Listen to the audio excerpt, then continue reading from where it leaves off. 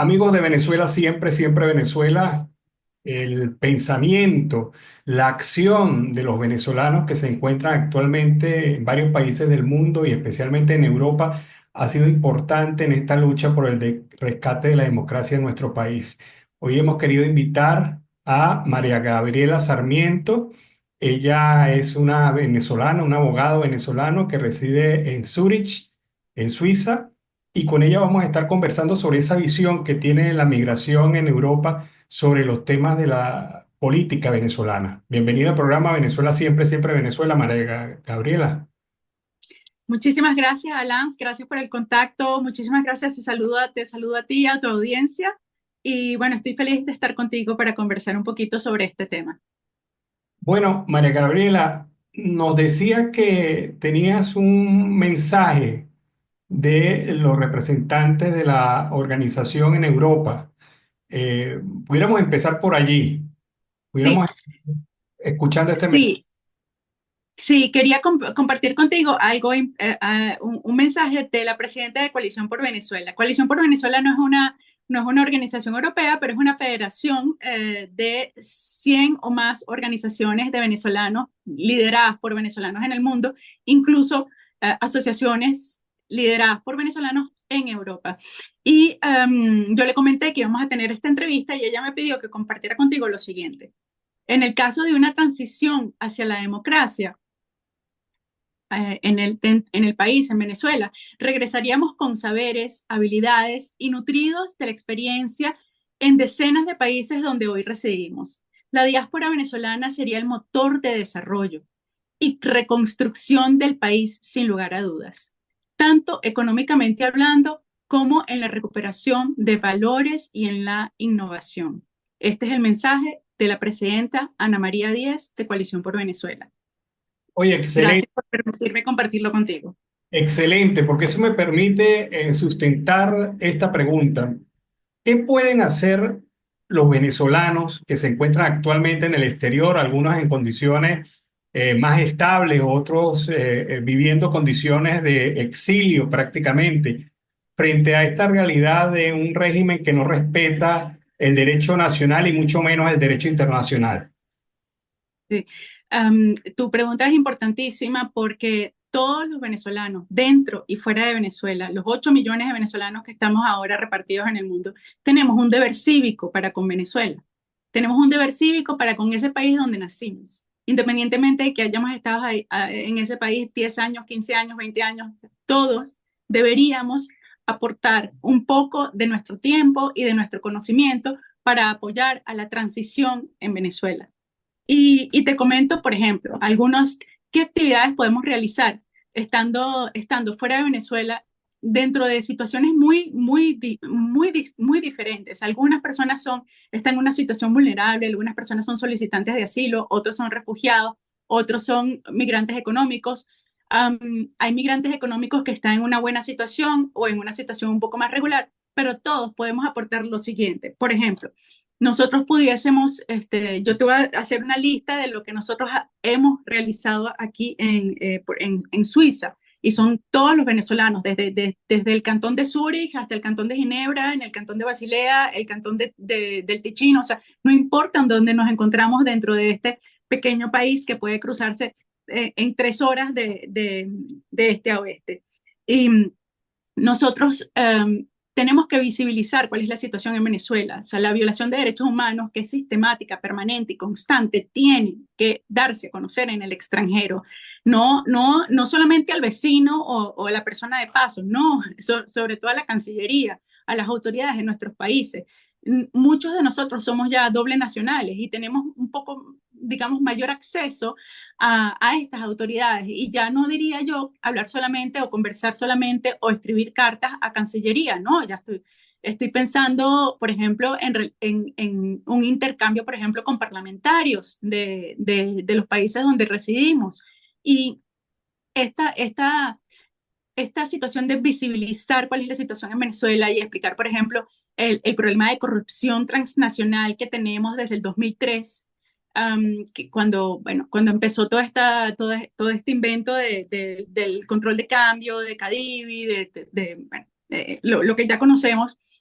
esta situación se tiene que compartir con las autoridades de nuestros países. ¿Para qué? Para ver cómo ellos nos pueden apoyar desde su posición, desde la Cancillería o desde las embajadas de estos países en Venezuela, cómo pueden ellos promover un cambio, cómo pueden ellos promover la transición, qué pueden hacer ellos para forjar un diálogo, no forjar, no, perdón, para incitar a las partes a dialogar o a concederse una y otra, digamos, algunas cosas para que se llegue a un acuerdo en el que finalmente alguien se vaya por fin y permita digamos, a los nuevos líderes, nuevos políticos, um, retomar el país y levantarlo de donde se encuentra. Y Ah, además de tener ese contacto con perdón que te interrumpa, además de tener ese contacto con las autoridades de nuestros países hacer ese intercambio y pedirles que se comprometan con Venezuela, tenemos también que obviamente visibilizar la situación en general, o sea, entre todos los ciudadanos de los países donde residimos. No, no es solamente que nosotros nos reunamos hasta haciendo manifestaciones y concentraciones en donde tenemos la bandera tricolor y todos nos reímos y todos nos saludamos y luego al final entonamos el himno nacional. No, esas cosas no tienen impacto.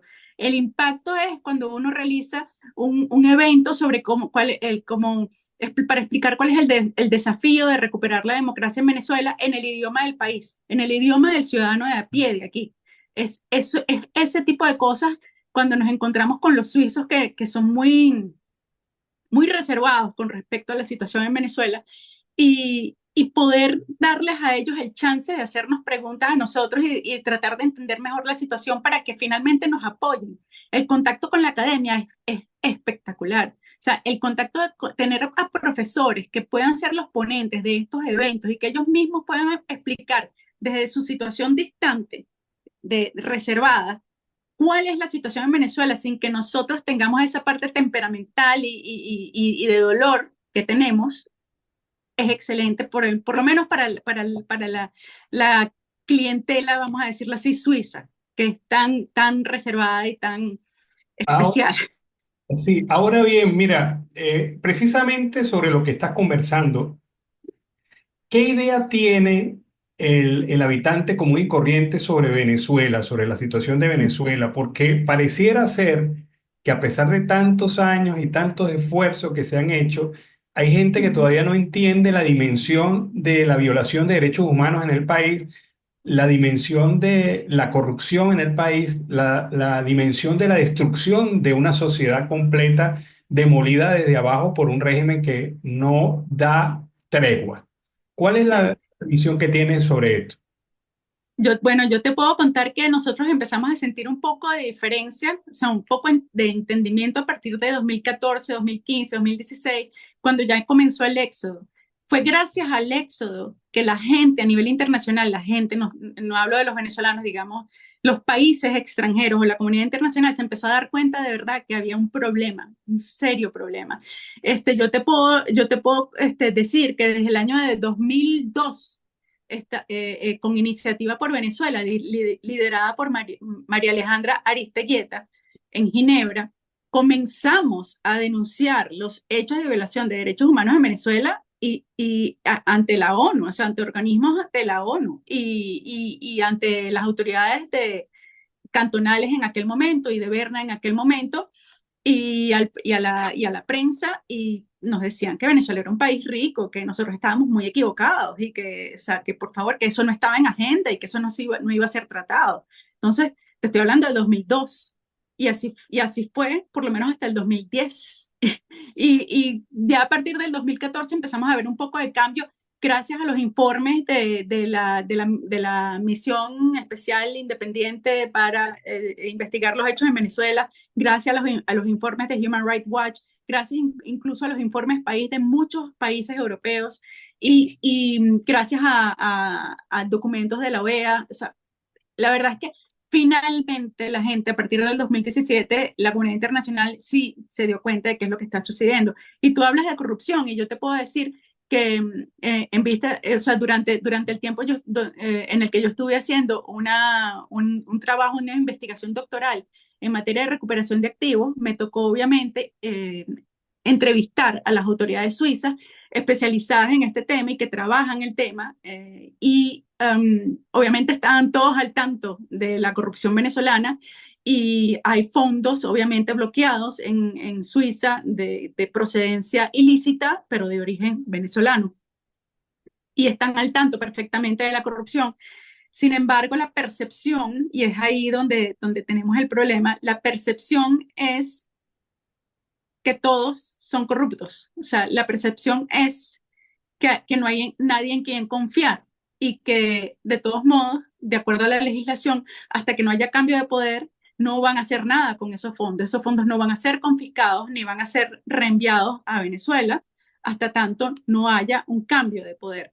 El interinato, nosotros pensábamos que iba a ser algo positivo, de alguna manera lo fue al inicio con los más de 58 países que lo habían reconocido y la verdad es que finalmente después de 2 años o casi 3, la duración del interinato causó un daño grave a nivel internacional y ahí perdimos otra vez credibilidad.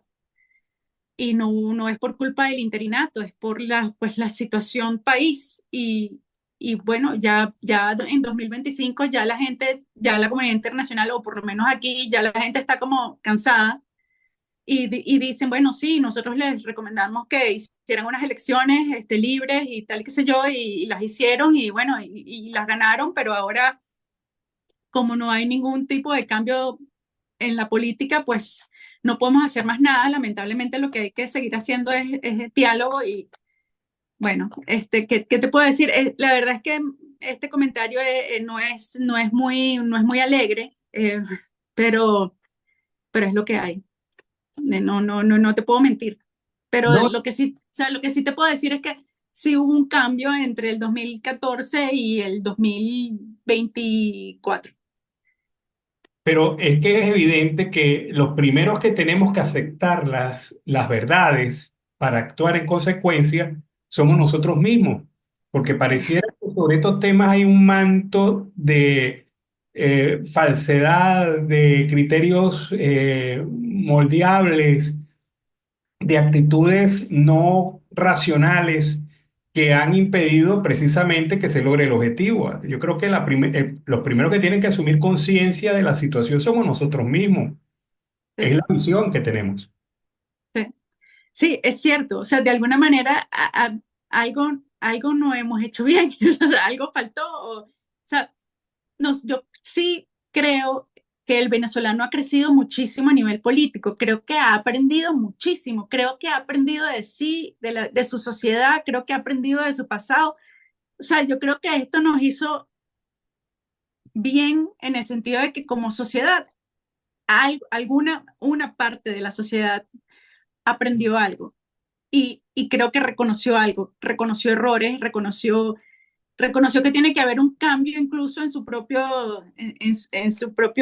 idiosincrasia, en su propia cabeza. Obviamente hay otro grupo de venezolanos, bueno, que perdió toda la moral, valores, ética, interés, o sea, que lamentablemente, bueno, pues se fue por otro camino, pero de alguna manera en algún día nos vamos a tener que encontrar y nos vamos a tener que encontrar porque ese país hay que recuperarlo.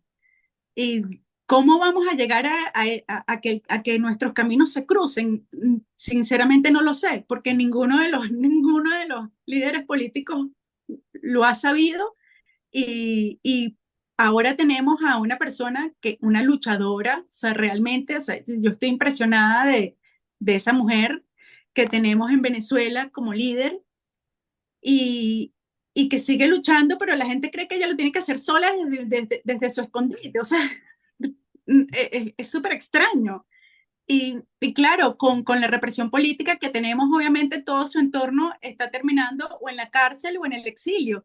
O sea, se entiende también que no se pueda, o sea, no se puede luchar contra un grupo contra una organización criminal tan fuerte como la que tenemos en el país y como la que, digamos, el chavismo permitió que entrara desde el año de 2004, 2005, o sea, desde que permitieron a los diferentes grupos terroristas colombianos entrar y a los grupos de narcotraficantes y a los grupos del Medio Oriente. O sea, la verdad es que fuimos muy laxos, no sé, y se creó el monstruo que tenemos ahora y no, una Mujer Maravilla no va a lograr un cambio si no Claro. hay apoyo. No, y hay esa cultura del mesianismo en Venezuela todavía fuertemente atávico, ¿no? Es una sociedad que ve que el líder tiene que ser como el Mesías orientador, el Mesías solucionador, cuando la Sí, realidad es que todos tenemos parte en este compromiso de rescate institucional. es ahí, ese es nuestro deber cívico y todos deberíamos hacer algo, o sea, lo que sea, o sea, nosotros, por ejemplo, aquí nosotros seguimos haciendo, a pesar de todo lo que nos ha pasado y de todas las frustraciones y de todas las llorantinas que hemos tenido de cada vez que caemos, pues simplemente nos levantamos y realizamos eventos sobre democracia en Venezuela, realizamos o sea, en el idioma local y con personas locales, seguimos enviando cartas a Cancillería, enviamos cartas al UNICEF cuando, por ejemplo, los niños, estuvieron detenidos como unos 200, 300 niños en Venezuela. En ese momento realizamos un video en alemán para las autoridades de UNICEF y otras aquí dentro de Suiza y fuimos directamente a la sede del UNICEF a presentar una carta. O sea, hay que moverse.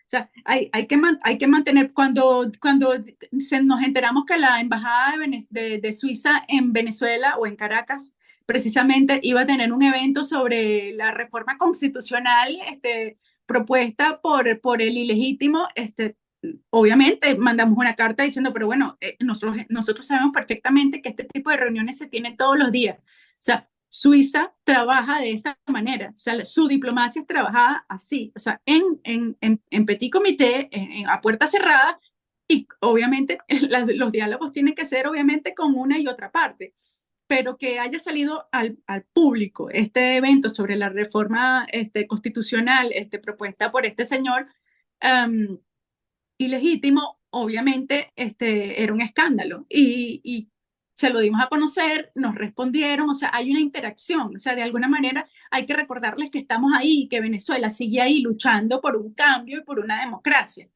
Y eso me parece que se debería hacer en los 193 países que existen a nivel mundial. O sea, yo creo que hay suficientes venezolanos en el mundo, 8 millones, para que hagan esto en cada uno de esos países.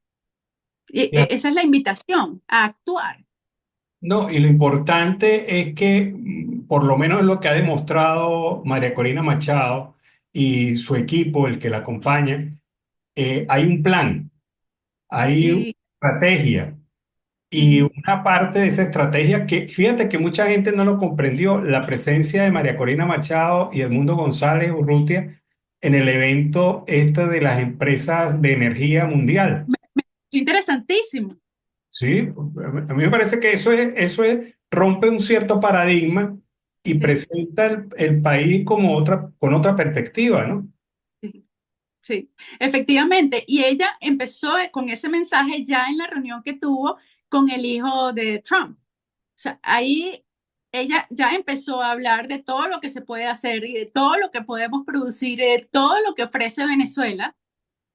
Sí, obviamente hay una transición y se hacen las cosas como debe ser. Y ella lo dijo claramente, aquí no estamos pidiendo que nos vengan a ayudar. O sea, aquí nosotros podemos ayudarnos nosotros mismos, pero el apoyo tiene que ser a nivel de la transición. O sea, Venezuela tiene suficientes recursos para poder pagar o reembolsar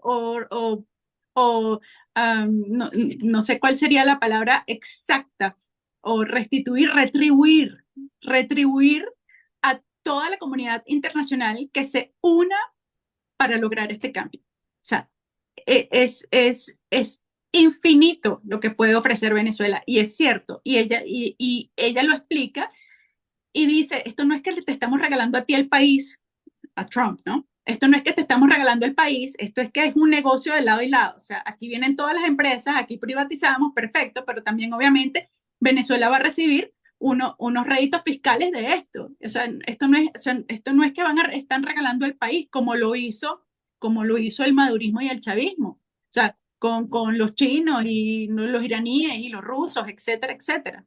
Entonces, um, yo creo que es muy positivo lo que ella dijo y me parece muy interesante que ella empiece a hablar de este plan. Sería más interesante aún que ella empiece a tener una página, o sea, una página web, algo transparente donde ese plan está, donde todo el mundo lo puede consultar. Seguramente existe y no lo conozco, o sea, pero ese sería el comentario. O sea, ¿dónde pueden todos los venezolanos aportar, apoyar o enviar sugerencias en cada uno de los temas del plan? Eso también sería interesantísimo, saber cómo uno puede interactuar con ese plan. No, y sobre todo pensar en la Venezuela del futuro, que Ujú, me lleva en este momento al mensaje que leíste. O sea, Venezuela para recuperar ujú, esta destrucción, este apocalipsis que ha vivido, amerita de todo este recurso humano, toda esta serie de migrantes que vienen con nuevas experiencias, que vienen con nuevos aprendizajes y con una oportunidad bastante clara de construir un país diferente al que teníamos. Porque no se trata de repetir el país que teníamos no, antes del chavismo, se ya, trata de construir un nuevo país. Por lo menos ex- no hemos aprendido nada. ujú, exacto. O sea, yo creo que lo que yo te comentaba antes, de que nosotros de alguna manera aprendimos lo que nos pasó, o sea, tal vez aprendimos por qué nos pasó y qué nos ha pasado. No comprendemos por qué tanto tiempo, o sea, y creo que ya hemos pagado, pero El ah, karma, ¿no? no, obviamente no debemos jamás hacer lo que teníamos antes, eso está claro. O sea, pero yo creo que ya el mea culpa, yo creo que es suficiente, por favor. Pero bueno, am, evidentemente es eso, o sea, la idea de que podamos acceder también al plan y que podamos aportar ideas es que yo estoy obviamente pensando a futuro. O sea, nosotros, por ejemplo, anoche, antes de medianoche, presentamos una propuesta de proyecto que tiene que ver con identidad legal e identidad, ¿no? Porque desde que existe este problema de 8 millones de venezolanos en el extranjero y toda esta situación de esa demanda tan alta de pasaportes y el problema que ha habido con los pasaportes en el 2012 y la venta de pasaportes a terceros nacionales sin que tengan derecho a ello, etcétera, etcétera. Todo esto creó este caos de que muchos venezolanos se quedaron sin pasaporte vigente y eso nos causó muchos problemas en nuestros países de acogida. Porque no nos podían renovar el permiso, no podíamos pasar un due diligence en un banco, o sea, nos cerraban las cuentas, no podíamos, yo que soy abogada y que tengo que hacer declaraciones juradas, por ejemplo, en una notaría, no la podía firmar, etcétera, etcétera.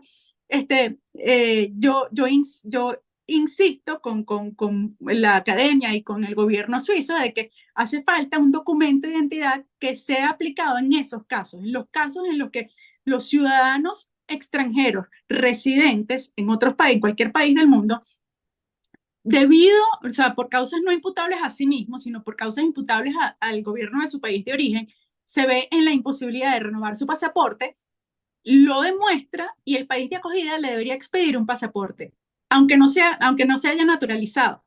Y eso es lo que a mí me sucedió en Suiza. A mí me dieron un pasaporte que es verde, el pasaporte suizo es normalmente rojo, y es un pasaporte que se llama Alien Passport, o sea, pasaporte alien, de alien, no sé, de extraterrestre, no sé. Ah, Entonces, um, entonces la insistencia era que teníamos que tener un pasaporte especial que no sea, que primero que no se llame así, porque es indigno, y segundo que sea para que uno no tenga que explicar 30 páginas de por qué tengo derecho a ese pasaporte, sino que se otorgue apenas uno prueba, mira, me pasó esto, mi país de origen es un país autócrata, ahí me están castigando por ser oposición, me están castigando por ser periodista, me están castigando por ser defensor de derechos humanos, por eso no me renuevan el pasaporte o me lo anulan, etcétera, etcétera.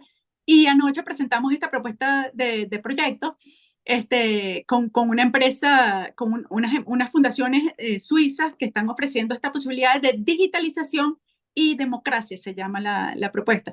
Y estas son ideas obviamente, para lo que queremos a futuro. sea, soluciones digitales seguras que protejan los datos personales que nos permitan, obviamente, mejorar nuestra condición de vida.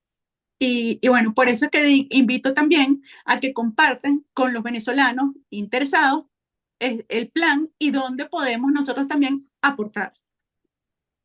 Bueno, para cerrar, ¿qué mensaje le das tú al país, a los venezolanos que valientemente están resistiendo en Venezuela? No, la verdad es que son unos ángeles, o sea, yo de verdad me quito el sombrero. Los venezolanos que siguen en Venezuela son realmente unos héroes y seguir en Venezuela y seguir trabajando en esas condiciones, o sea, es realmente algo que uno tiene que reconocer, que los venezolanos de afuera tenemos que reconocer, además, independientemente de que los venezolanos de afuera también la llevamos bastante difícil muchas veces, ¿no? Um, yo quiero que se recuerden que nosotros estamos también con ellos desde hace 20 años por lo menos y que hemos intentado hacer todo lo posible desde nuestra perspectiva o desde nuestra posición o desde nuestra situación en el extranjero. Jamás hemos olvidado Venezuela, jamás hemos olvidado que necesitamos llegar a una transición, jamás hemos olvidado que queremos regresar a ese país.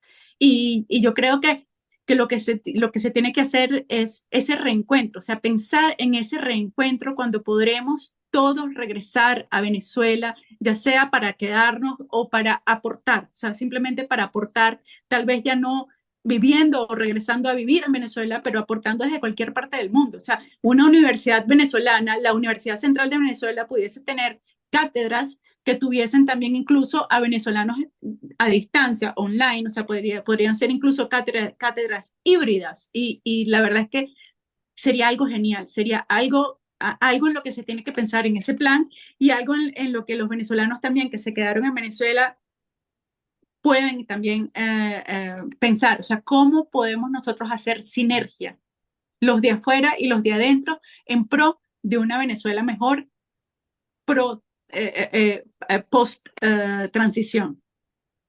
Bueno, hablaste hace rato de un escenario, digamos, preocupante, lamentable, pero ha finalizado con un escenario de mucho optimismo, porque la verdad es que se necesita mucha energía y mucha sinergia entre ambos grupos de venezolanos. Además, Venezuela se extiende hasta donde esté el último venezolano.